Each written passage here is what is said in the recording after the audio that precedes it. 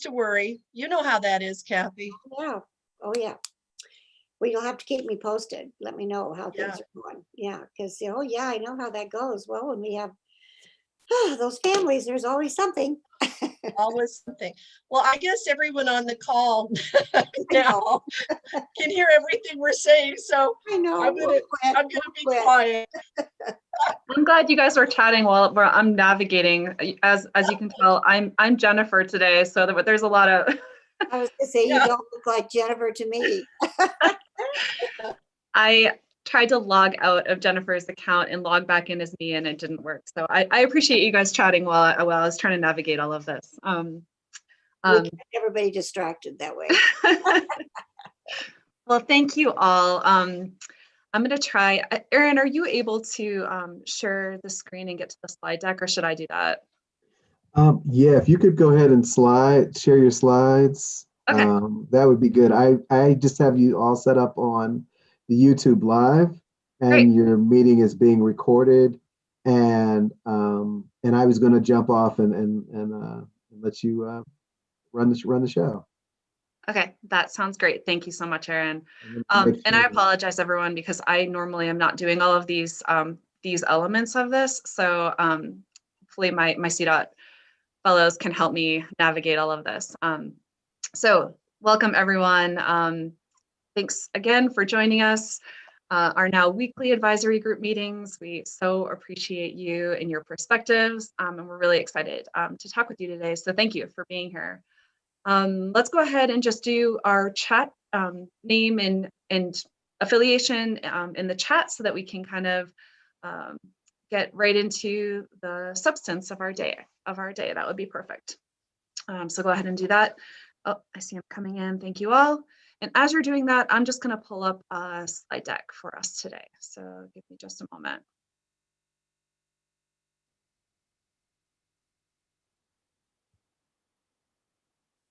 Okay, can you guys see that? Awesome, thank you. All right, so here we are, advisory group. Thanks everyone again for sharing names. All right, so sorry, let me go back and forth, toggle. Okay, so here's our agenda for today. We'll give you a little bit of a status update. We had a very busy week last week and the week before with stakeholder meetings, so we'll just give you a status update and definitely looking forward to hearing what all of you thought about those meetings as well. We'll talk a little bit about some revised regulation concepts. We're going to talk about the sub-budget approach, and then we'll talk through some of our next steps. So with that, we'll get right into it. This slide is really similar to what we had last week, but I just wanted to highlight we did have our second set of regional meetings. We met with Region 1, 2, and 3 on Friday, busy day, really active day, lots of participating stakeholders. So I wanted to stop for a minute and ask the advisory group members, I know many of you were participating in those, if you had any thoughts, insights, things that you wanted to bring back to this group based on those meetings. You can go ahead and just unmute yourself because I'm trying to navigate all of the different buttons here. I can't really see.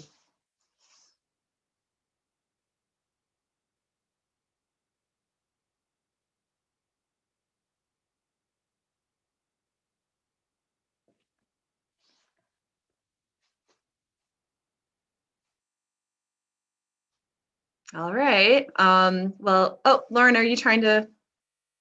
Oh, maybe not. Okay.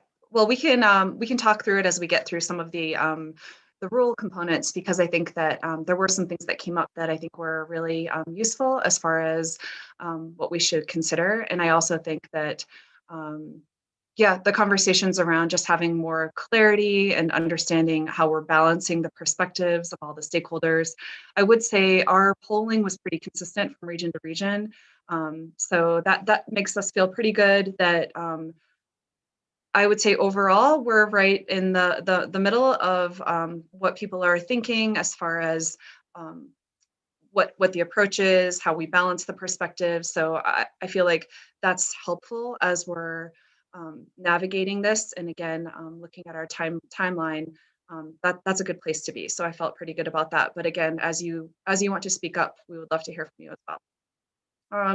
Just want to highlight that we did have a CDPHE public meeting last Wednesday, and there's another one that's coming up tomorrow from 12 to 2. There's a registration link. That will be the whole rule package, so an overview of the entire rule package.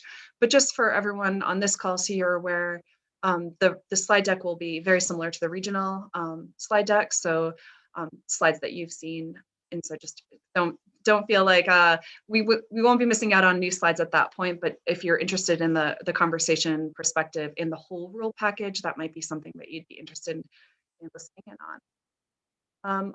Also, just to highlight that the request for a rulemaking hearing will go in front of the Air Quality Control Commission May 20th. Again, just a reminder in that we're doing pretty well on developing the policy directive.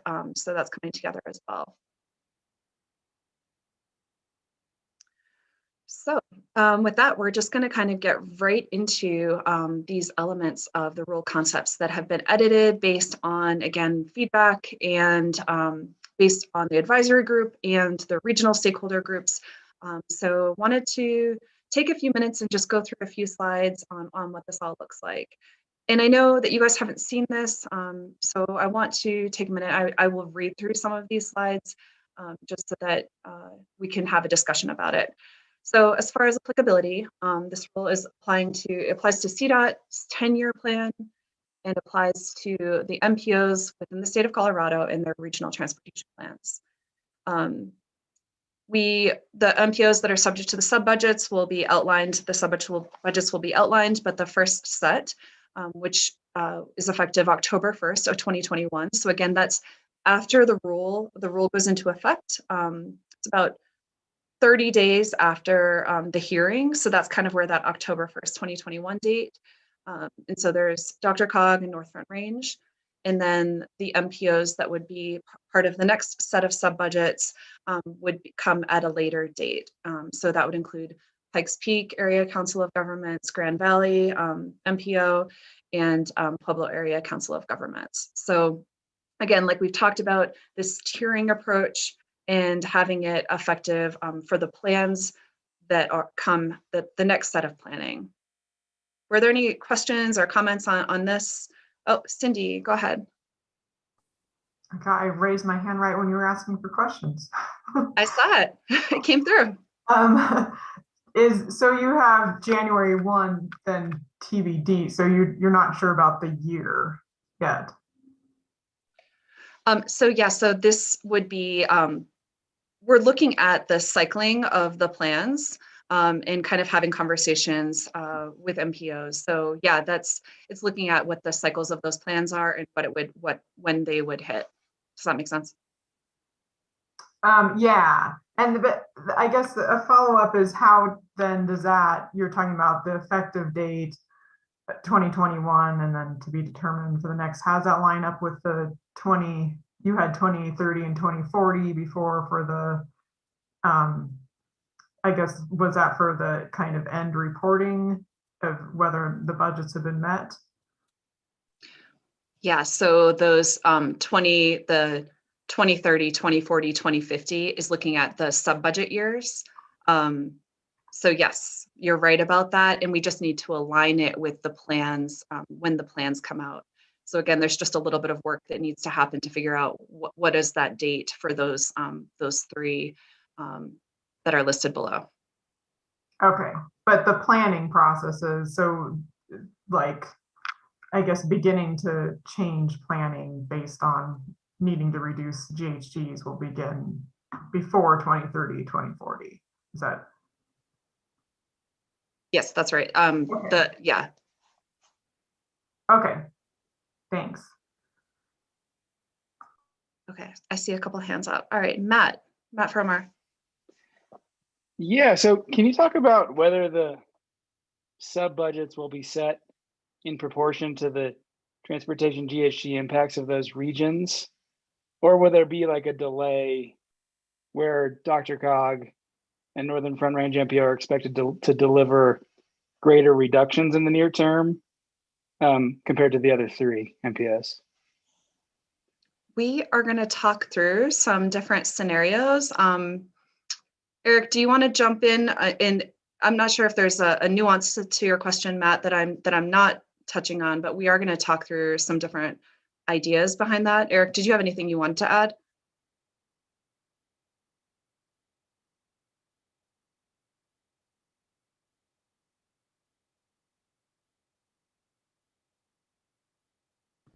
I think we'll get to it. That's actually one of the full agenda items, Matt, today. Thanks. Awesome. Thanks, Rebecca. Ron Papsdorf. Hey, everybody. I almost called you Jennifer.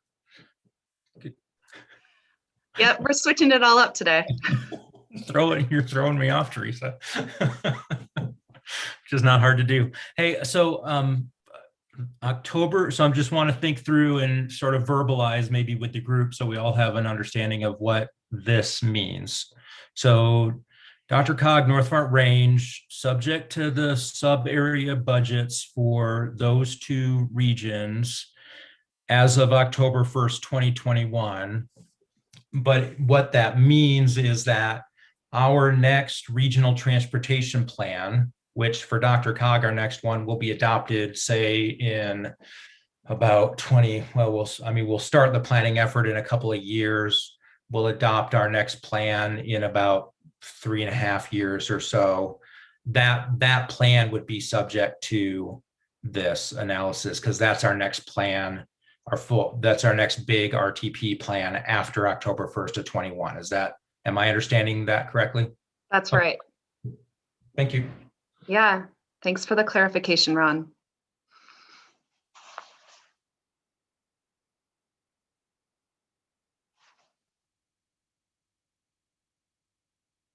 Okay, so let's move to, oh, Medora, go ahead. Yeah, thank you. I just had a quick follow-up question about when this would apply. If we were to amend our current RTP after October 1st, 2021, would these requirements then apply, or is it only for a new plan? Because under federal regulations, there are differences between amending a plan and resetting your plan. Sorry. I was just expecting someone to ask that. Could I get some input from the MPOs on that topic? What do you guys think?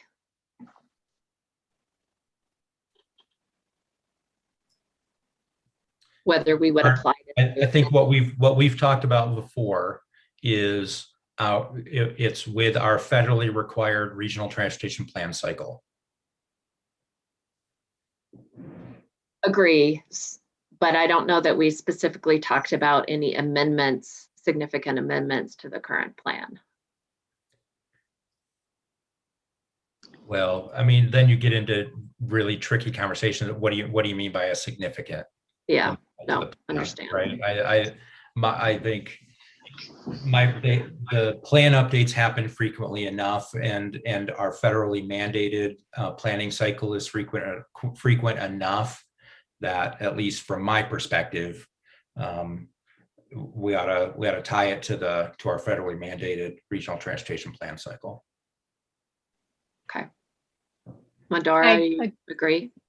Yeah, I agree with that as well. There's just so much more you do when you do the full plan update that would lend itself toward bringing this element in as well, compared to an amendment, which can be very targeted. So what about amendments post this? Once you guys are in that next plan, you've adopted it, amendments after that, would you consider kind of in that same category as they're not significant enough changes to require all the work?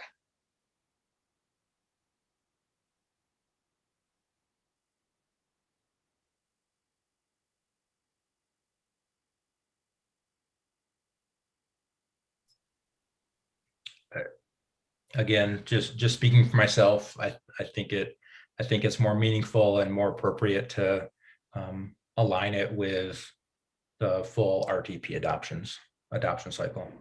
Okay. Thank you. I think we do actually on this next slide. I think we do have some amendment language, so we might want to talk through this a little bit more. This slide is looking at this statewide greenhouse gas program submittal. So I'll walk through this slide and just kind of explain the elements of it, and then we'll go through it for MPOs as well. So essentially for CDOT, so this is looking at the statewide program, starting October 1st, 2021. So again, that's that trigger date after the rule takes effect. 60 days prior to a resolution approving the 10-year plan by the Transportation Commission, CDOT must submit a statewide greenhouse gas transportation report that meets the budget requirements for division approval. Also, 60 days prior to a formal amendment of the 10-year plan, CDOT must submit an updated statewide greenhouse gas report for division approval.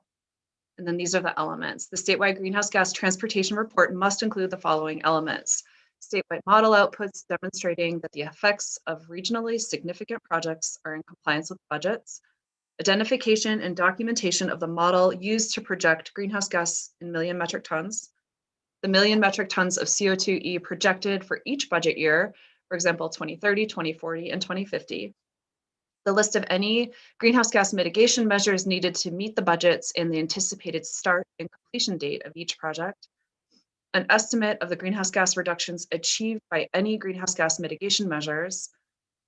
For plan amendments, the annual mitigation reports since the last plan was submitted, and an analysis of potential greenhouse gas impacts and benefits to disproportionately impacted communities, including the public comment outreach that was done for these impacted communities. So again, this is more detailed than the last time we had discussed. So I wanted to take a minute and ask, are there any questions about this? Take a moment and kind of pause on this a little bit.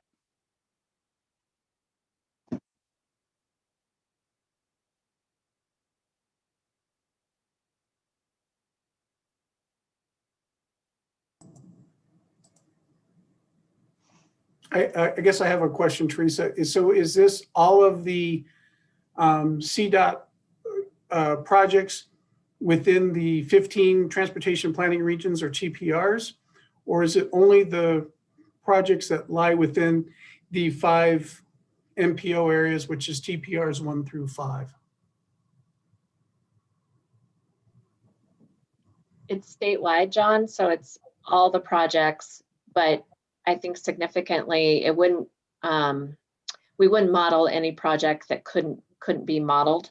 So similar to how we've talked about excluding some state of good repair projects, we have some of those in our plan, like fixing the Eisenhower Johnson Memorial Tunnel is the most outrageous example of something that doesn't result in BMT. So it's all the modelable projects in our 10-year plan. Okay, and I'm not sure how to articulate this question, and it might be way down in the weeds.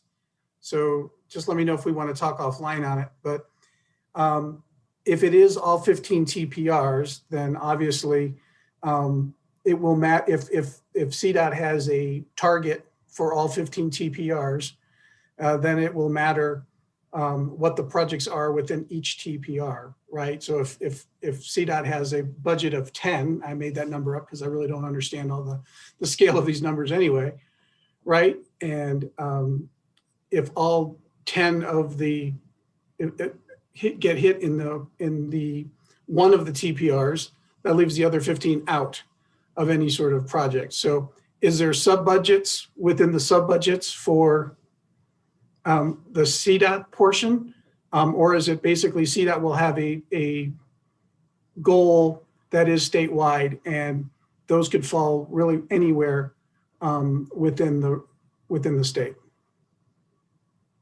Yeah, definitely more the latter. I think I know where your head is going, but I think, you know, because we'll be looking at that big picture across the state of that whole basket of projects and all the interactions happening within the model, it's important for us to take that step back and look across the state. And I think it'll, actually, maybe I'm not sure what you're getting at, John. Well, I mean, and again, I'm not sure I know what I'm getting at either. But all right, so if CDOT's got a budget of 10, And basically you could do an interchange and that gives you 1. That means you could do 10 interchanges around the state. And don't freak out, everybody. I'm just making this stuff up. But if you can only do 10 sort of capacity projects around the state to meet your budget, that means that you have to, there will be definitely some places that will get projects and other places in the state that will not. And that's why I was asking if because it's conceivable, 1 TPR could get all 10 projects and the rest of the state could get nothing if on the statewide, there's no sub budget and you could build anywhere, anything you want as long as you made within that budget. So 1 TPR could see all the projects while the rest of them are paying the mitigation for that one region. So I think maybe I'm just too far in the weeds. So forget I said anything. I'm just curious how that CDOT process would work. So I don't forget I said anything. Okay, I understand you now, and that is not at all the outcome we're seeking, but let's talk more. Cindy Copeland, go ahead. Yeah, thanks. I have a few questions on this. So one is with the, and I'm just not as familiar with like the 10-year plan process and everything. So you're saying 60 days prior to the approval of the 10-year plan, is that the plan that's available right now? That's already in. It'd be the next iteration of it, Cindy. Oh, okay. So just like the MPOs, we're on a 4-year calendar, and we're about a year-ish into our current plan. So what is the time, when would be the starting time of this one approved in October? Or end of the year? We would probably begin the work to create it in about a year. It takes about a year to a year and a half, so 2022. And then we'll look at adopting it in 24. Oh, okay, so it covers, it's effective for like 2024 to 2034 or? Yeah. Oh, okay. Okay. And then can you explain a little bit more about what it means by the budget year? And what's happening with those in between the 10-year budget years? So maybe I'll see if this is an Eric question, but we have to pick a year to model against. Is that what you're asking? And so we'll have a budget for 2030 and 2040 and 2050, and we take those basket of projects, run them through the model, and then look to see what happens in each of those decade marks. So it does cover that 10-year period then, each budget year? Yeah. Okay. And are you envisioning those budgets decreasing then between 2030, 2040, and 2050? Yeah, I think that's, similar to the roadmap, right? Yeah, I would hope so, because emission reductions are expected. And then one more question, if I can. So I guess with the budget, you're not starting until 2030, and knowing that there are, not to sound like a broken record, but under the roadmap, there are the 2025 goals too. And then hearing that the 10-year plan the next 10-year plan is 2024, what's going to be happening until 2030 as far as, are you going to be striving for emission reductions before the 2030 budget year? Yeah, Cindy, I think that's where a lot of the other things CDOT is doing comes into play, like Kay's work on clean freight, the fact that we're taking a harder look at NEPA and the specifics on what we actually build with the projects we've committed to. What transit elements do they have? Are they encouraging shift to other modes? What are we doing to focus on TDM and encouraging work from home? So it doesn't, in no way do any of those things slow down. In fact, we're starting on them now and we'll continue. It's just that this specific planning requirement would go into effect with our next plan. Okay, thanks. Mhm. I see Suzette Millette, you have your hand up too. Yeah, thanks. So I'm just curious about the reporting piece when you're talking about listing the GHG mitigation measures that need to meet the budgets. Some of the mitigation measures we have talked about are not things that are measurable through a model. So I'm wondering how we incorporate that into the reporting. Yeah, thanks. That's a great question. So the idea is that for the mitigation measures that wouldn't be reflected in the modeling, that they would be reported still because they're achieving progress towards the budget, but there would have to be like a different form to track those. So there would be a different way to make sure that we're tracking those and we're quantifying those, but like acknowledging that some of those won't be reflected in the model at this time. And so that's kind of why they'd have to be reported that way. Rebecca, did you want to add? Yeah, Suzette, I've gotten a little hung up on this in my head too. But I think a helpful way to think about it for me has been to meet the requirements of the budget, we're making all these assumptions, right, about those models. That models are built on assumptions about human behavior and how much people travel. These additional measures, we're going to have to make some assumptions about how many, what quantity of emission reductions you can assume for those as well. And I think we're just going to have to all be okay with the fact that we're at the cutting edge of this and this is the best that we can do, and work with you all a lot, I think, on that menu of measures and the right level of reductions to assign to that. But it's just not a perfect science right now. Some of it will be, some things are easy, but a lot of this I think is going to be, it's going to take some assumptions. Yeah, I would say maybe some of the things that we could use is during our call for projects on CMAQ projects, we have some pretty rigorous evaluations and different formulas that help calculating air quality benefits. I'm just throwing that out there as maybe a starting place for maybe looking at some of how to measure some of this, because it isn't going to get picked up in the model. I mean, an electric vehicle charging station is just not going to get picked up that way. So just a thought. Yeah, thanks, Suzette, for that comment. And that is actually, I have begun conversations with our planning team specifically on that report that I think that you had mentioned and others on this call. And I really appreciate that recommendation. So thank you. Eric, go ahead. Oh, did you want to say something? You raised your hand. Yeah, hi, I'll just respond a little bit to Suzette's comment. And I think, we already, Suzette, are in the process of evaluating, what modelers tend to call off-model tools that, and for how good they are, that can evaluate some of these measures. And, California and Massachusetts keep coming up, so I'll bring them up again, that they have taken some shots at that kind of thing.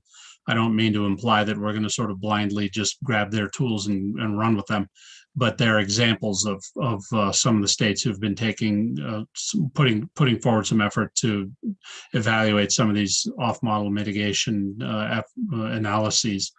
And there are lots of research efforts going forward,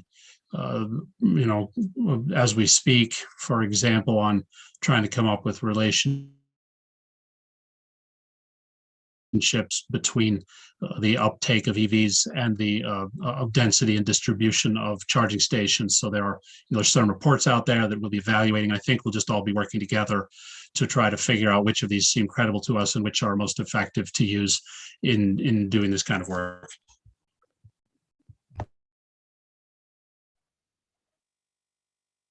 Thanks, Eric. And Medora, did you have your hand up as well?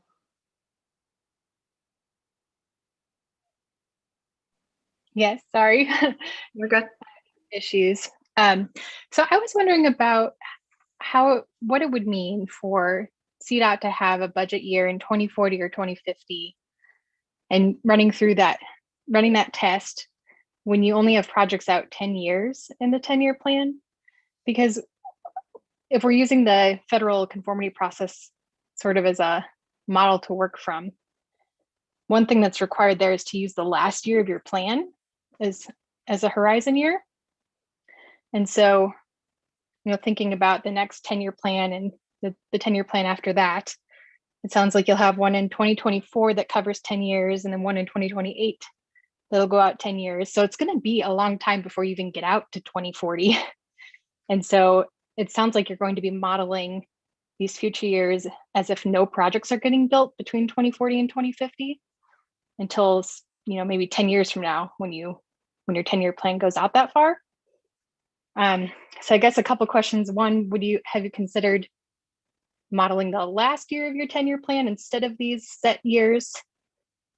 And then kind of interpolating to see if you're on track to what these budgets should be. And then the other question being, since this is applying to the next planning cycle, I know the current statewide plan doesn't have the specificity needed for this type of rule, but since it's applying to the next cycle, is that something where the statewide plan could be more fine-tuned next time around to have the projects so it could be assessed against these budgets? Because that plan would go out to 2050.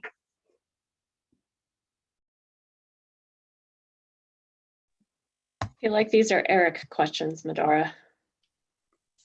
I was just going to volunteer Eric too. No problem. So, as you said, Medora, and I know we all kind of take the conformity process as a bit of a guide for how we might work on this. My understanding is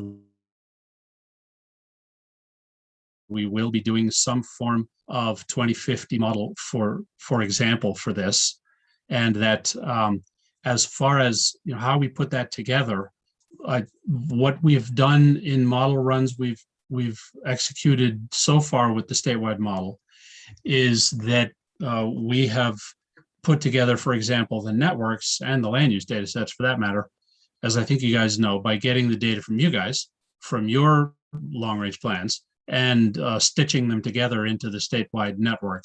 And then we have not got as well-formed a program for example, being specific about regionally significant types of projects outside the MPOs.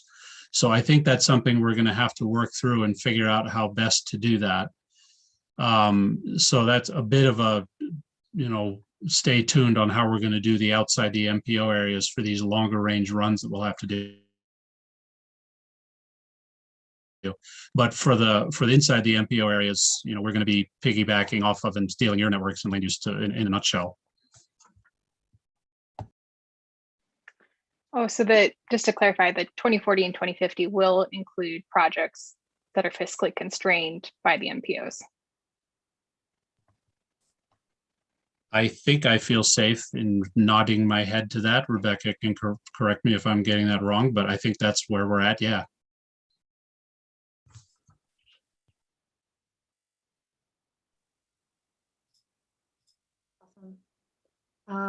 Ron.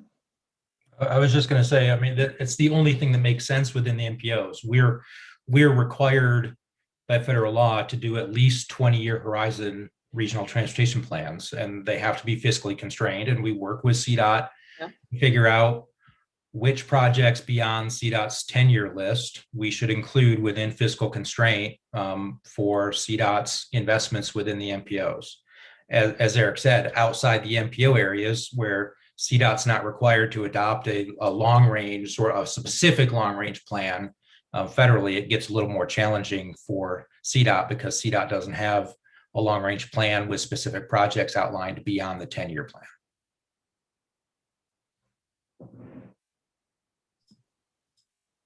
Well said. Thank you.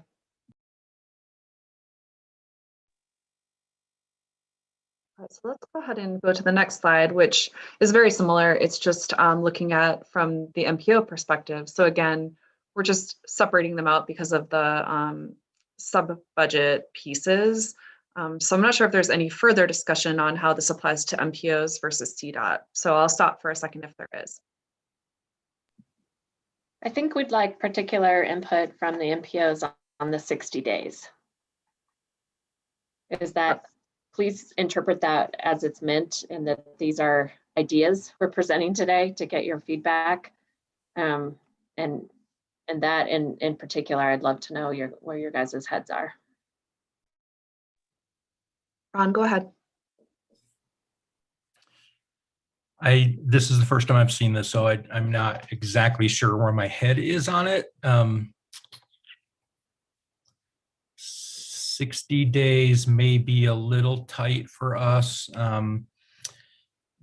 When we're adopting a new plan, since we're not a attainment area, we do a new federal air quality conformity determination for that plan. And typically we've got that wrapped up, and we have to have it wrapped up prior to the beginning of our formal 30-day public review period, and heading into our public hearing. It's a pretty significant analysis, and 60 days probably is a push and wouldn't align with sort of our general time frame for doing our other analysis for a plan adoption. So I think I'd rather align that with our 30-day process rather than 60. Again, that's just my initial off the top of my head reaction to it, and happy to discuss it with our staff and have some further conversation with it. Specific to one of your bullet points, I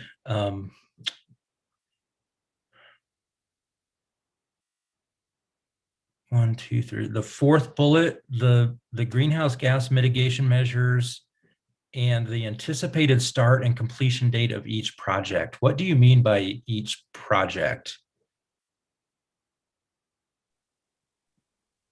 Are you talking about each project in the plan?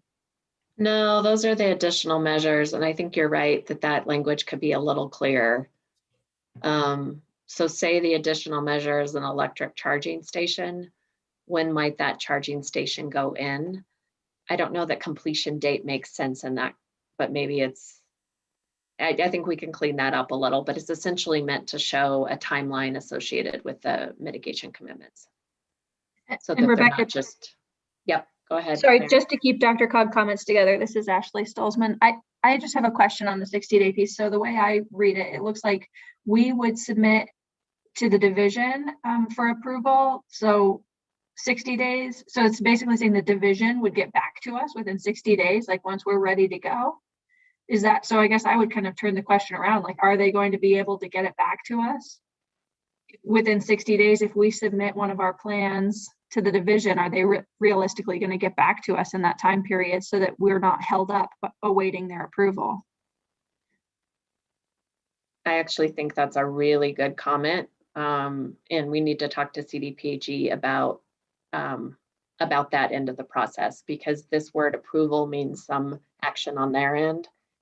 And Right. We all know that what that means if we can't meet our deadlines. I completely agree with you there.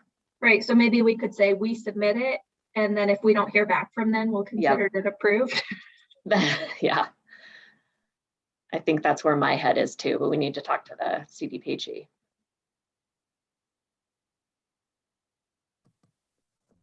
So Rebecca, my comments were going to be right along the same lines as Ashley's about who do we turn it into and what is their requirements on their end to get this turned back around to us. And since we do have federal requirements to meet, how do we go about meeting our federal requirements as well as the state requirements in that same timing? So I think it's a timing question. And I think maybe what you're saying is going back to APCD to ask them that is probably would be some good feedback. Can I ask you guys how ozone works for that?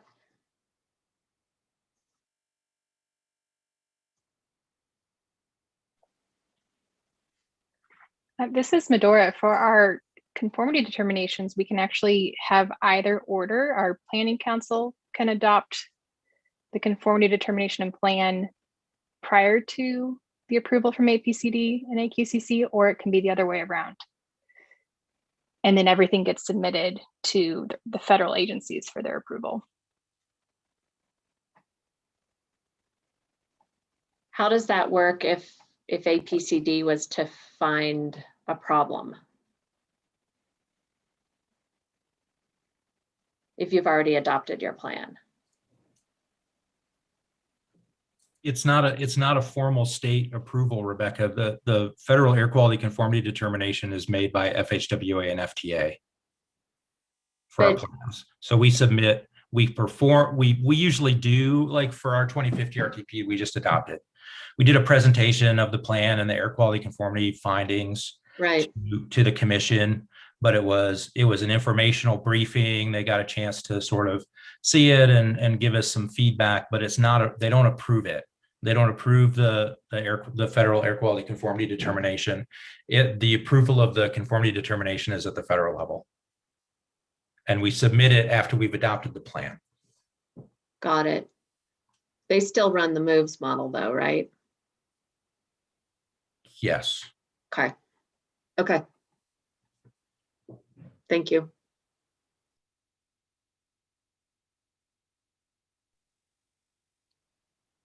Do we want to move to the next set? Do we need to talk more about the amendment? Because you see we have that in here, but the feedback we got earlier in the meeting was some concern around that. I guess I would ask one more question of how amendments are treated for ozone conformity, just to have an understanding of how that works.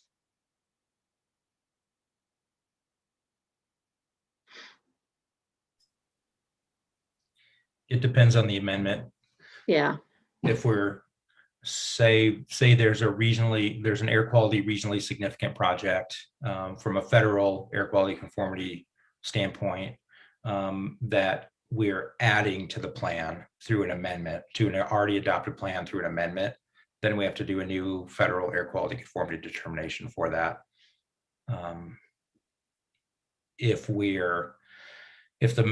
the amendment doesn't involve a federal air quality regionally significant project, then there's not a new air quality conformity determination.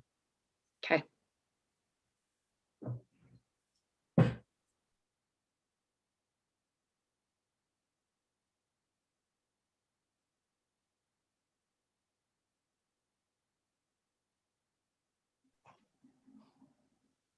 Okay, let's move to the next one then.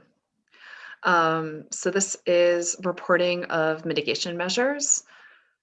So the idea behind this, again, I'll read through it, but that these mitigation measures would basically be summarized on an annual basis to kind of track how either CDOT or MPO is doing. So annually, by April 1st, CDOT or the MPO must report on a division-approved form the following: the list of mitigation measures identified in the most recent greenhouse gas transportation report. For each mitigation measure, the anticipated start and end date, the current status, the projected greenhouse gas reductions in metric tons of CO2e as identified in the statewide greenhouse gas transportation plan. For measures that are in progress or completed, quantification of realized reductions, and for measures that are delayed, canceled, or substituted, an explanation of why the decision was made. So I want to just take a minute and see if there's any questions, thoughts on this.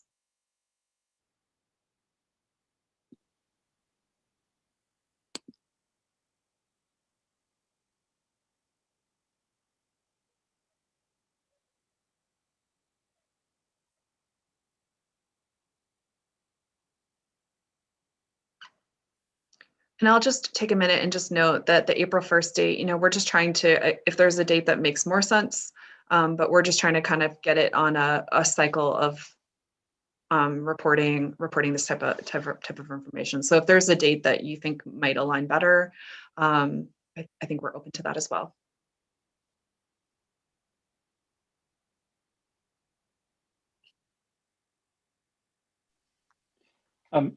Just to clarify, and I'm thinking about like the I-270 project here, where there's more like a bundle of different mitigation strategies. Would CDOT be required to report the reductions per mitigation strategy, or would it be more of like a bundle by project? That's why, Matt, mitigation is kind of a loaded term because it's also a NEPA term. So the example you're giving is a project-specific set of measures tied to the impacts of that project. That's different than the context here where we're looking at an entire system and identifying different areas where, like a vehicle charging, clean construction, we can do that's beyond a specific project. So it's going to look a little bit different. Does that make sense? And it may be a good reason not to use the word mitigation. That's something we should think about, because those of us in NEPA have a different framing of what a mitigation measure is. Yeah. And I'm thinking, yeah, I mean, those are different. Like, I guess minimizing the GHG impacts from projects is different than building a project that will reduce greenhouse gas emissions, like in itself. Sure, and it's an impactful project versus one that wouldn't have impacts. Yeah. I think it's a good question though, Matt, for a couple of reasons. And like Rebecca said, the terms, I mean, that's something that we're realizing is there's a lot of confusion, and we definitely want to be sure we're being clear. So thank you for mentioning that. And then as far as, I think your question, I think Rebecca addressed it from the NEPA perspective versus this rule, but I think the idea it would be that these would all be bundled together. And so to kind of answer that question or that piece is the idea is that they would be kind of all listed out. So it's not kind of a one type of thing. They're all pulled together annually to kind of reflect where CDOT and the MPO are. Understanding that, again, we need the flexibility, of projects, whatever's happening on the ground, to be able to reflect that in this document. So I think it's a good question. Thank you. All right, I see Cindy, you have your hand up. Go ahead. Yeah, so with this reporting, I see it says a division approved form. I'm assuming that you mean the Air Pollution Control Division. And then is the reporting to APCD or is it to AQCC? The reporting would be to the Air Pollution Control Division on an Air Pollution Control Division form. So again, go ahead. And then would APCD, are you envisioning reporting from them to AQCC at some sort of interval as far as, how the budgets are being met? Rather think that'd be up to the AQCD. There's too many acronyms. Yeah, to decide if that, if they're going to decide that for the purposes of this rule, it would need to be in the draft proposal that's going before the commission next month. Yeah, I don't think anyone's flagged that yet, Cindy, so we'll raise that with them. Okay. Thanks. I would think they'd want some sort of communication mechanism there. I just don't know how that's usually reflected in a reg. Okay. I think typically they can request at any time, but if someone from the division wants to speak on that, that would be a question for them. This is Lauren. I definitely don't want to speak out of turn because I'm not 100% certain, but just given the AQCC's calendar, I'd be surprised if they would be involved in the process in too hands-on a way, but it would definitely A, be available to them, and B, feed into the publicly available climate dashboard as required by their resolution to account for the emissions reductions. Yeah, this is Jeremy with APCD. This rule doesn't require any sort of AQCC approval. It's just the division staff reviewing the plans and approving them. And then if the AQCC wanted to get like a briefing or something like that, they could request that from the division as their staff, and we would be happy to do that at that time. Thanks, Lauren and Jeremy, for jumping in on that.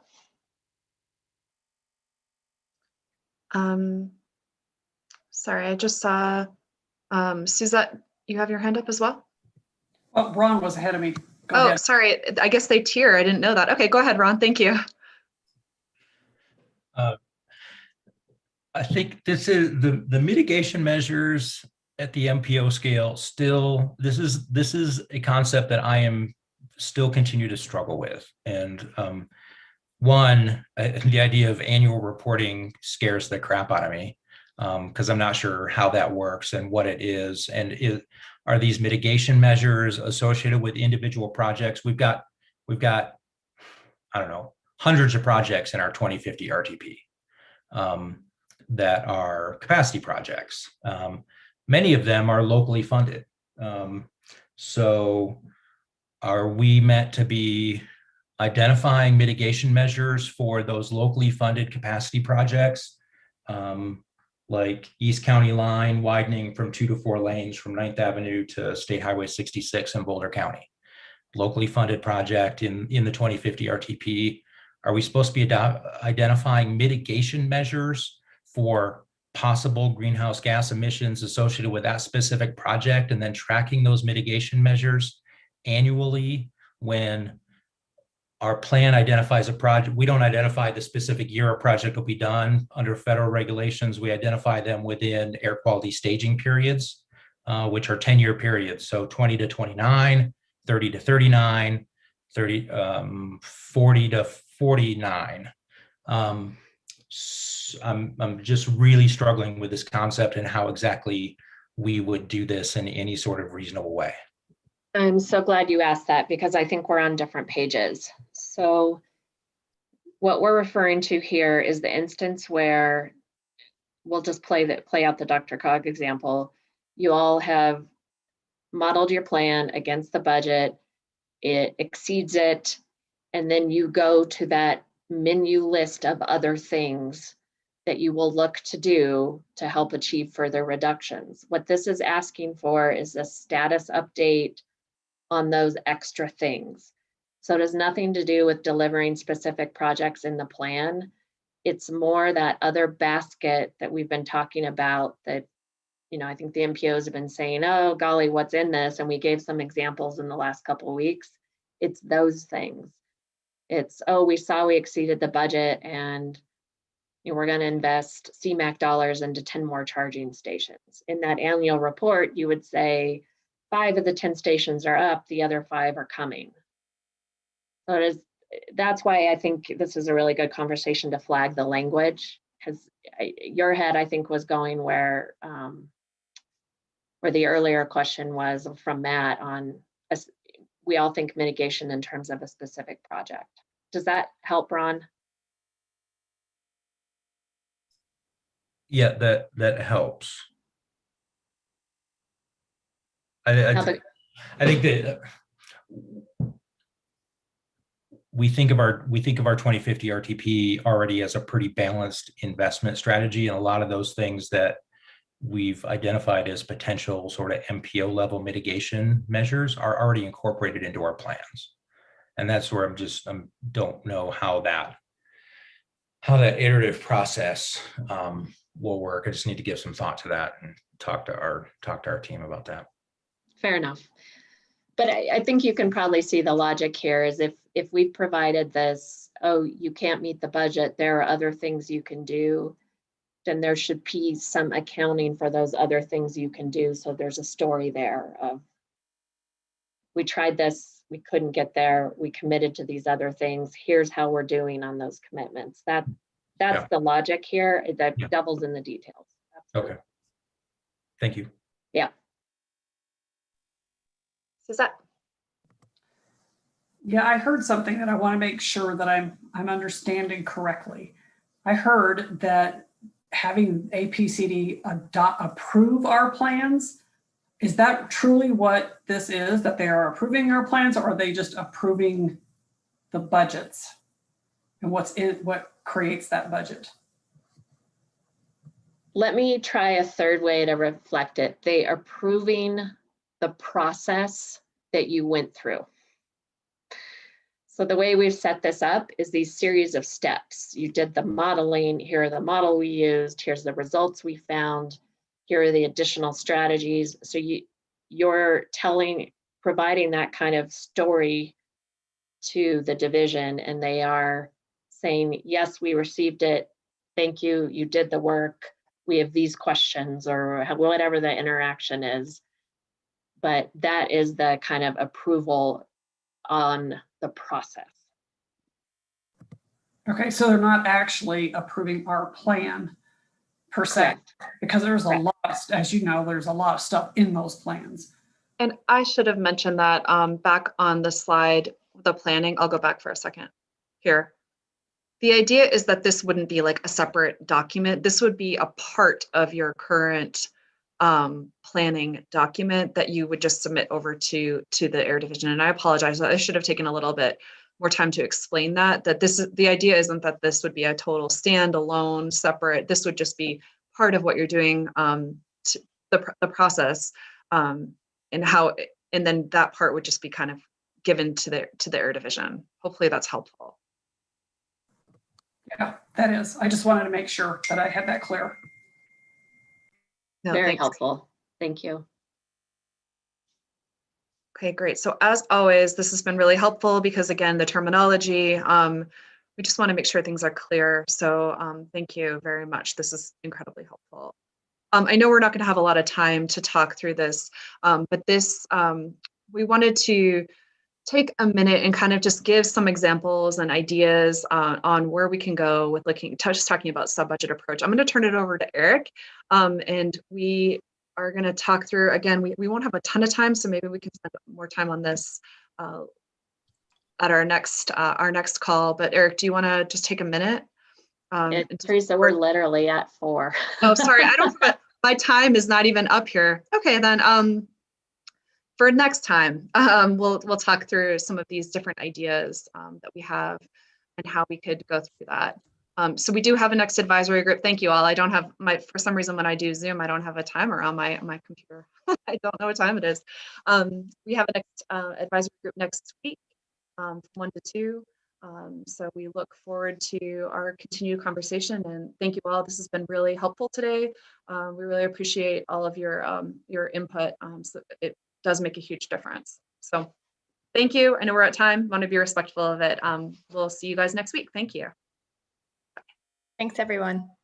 I'll stay on for a second if anyone needs to throw any last thoughts into the chat, just so because we had to end sort of abruptly. So thank you all.